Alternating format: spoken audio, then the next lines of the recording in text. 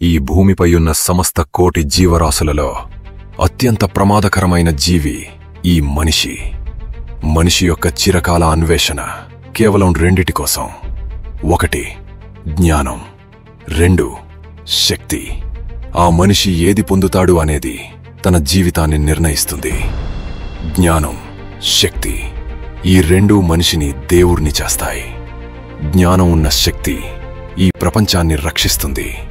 జ్ఞానం లేని శక్తి నాశనం చేస్తుంది.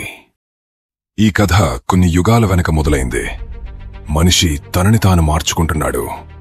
రాతి గుహల నుంచి భవంతులకి వచ్చాడు. పచ్చి మాంసం నుంచి పంచభక్ష పరమాన్నాలకు మారాడు. కాలంతో పాటు మనిషి మారాడు. తన అలవాట్లు మారాయి, తన కోరికలు మారాయి.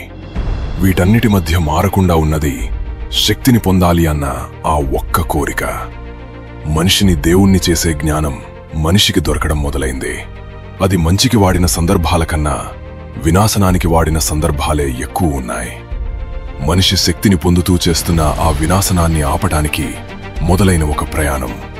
కేవలం మనిషి జీవనం సాగించటానికి మాత్రమే ఉపయోగించాల్సిన జ్ఞానాన్ని వినాశనానికి ఉపయోగించకుండా ఉంచటానికి ఆ జ్ఞానాన్ని దాచిన 7 ఋషులు.